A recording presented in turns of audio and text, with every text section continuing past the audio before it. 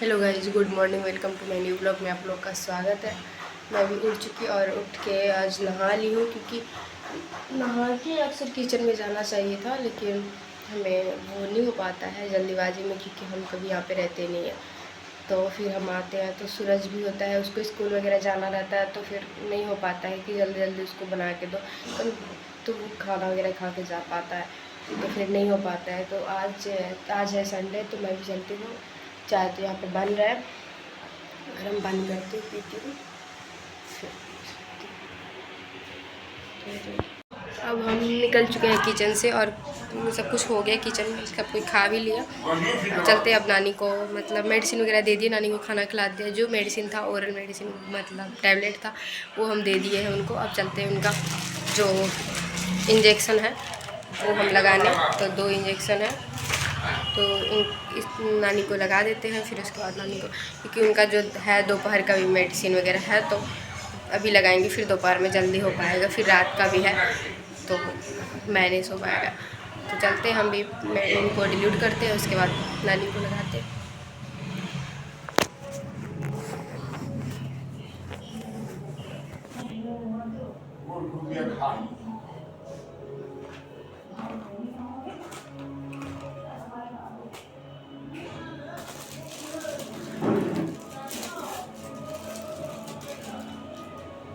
ये रहा डेनिम वाला सीरीज।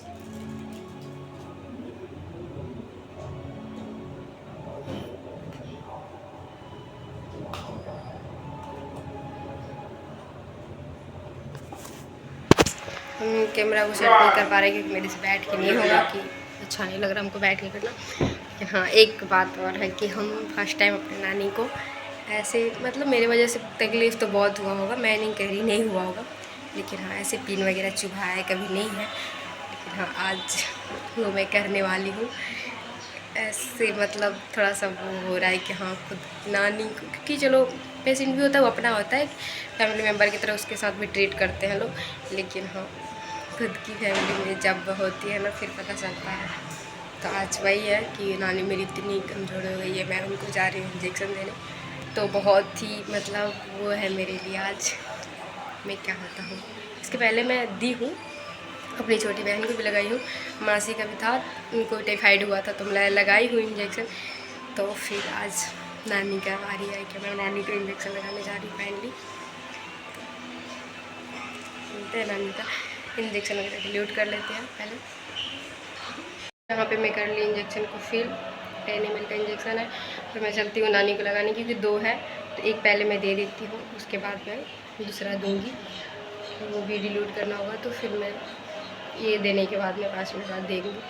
देखती हूँ पहला मेरा नानी पे कैसा मतलब होता है रिएक्ट।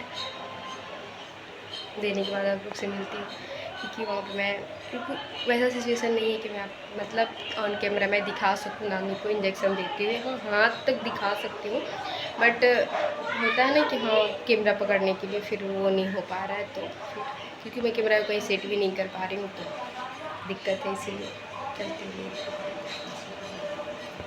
तो मैं नानी को ये बटरफ्लाई से देने की कोशिश करूँगी 2 इंजेक्शन, क्योंकि हम लोग के पास मतलब अभी अवेलेबल कैमरा नहीं है कि मैं उनको लगा के और मैं दोनों इंजेक्शन इंजेक्ट कर दूँ, क्योंकि फिर उनको 2 बार ट्रिक करना होगा। और उनका वेन जो है मतलब ऐसे तो दिखता है कि हाँ विजिबल है, बट उसमें गाँठ के बाद उनका स्वेलिंग भी हो जाता है, क्योंकि इंजेक्शन ही इतना ज़्यादा लगा हुआ है ना कि बाद में वेन जो होता है वो पंचर हो जाता है, तो फिर नहीं हो पाता है। तो इसीलिए मैं कोशिश करूँगी इससे आज देने के लिए, और मैं कोशिश करूँगी आज मैं कैमरा मंगा के और उनको लगा दूँ।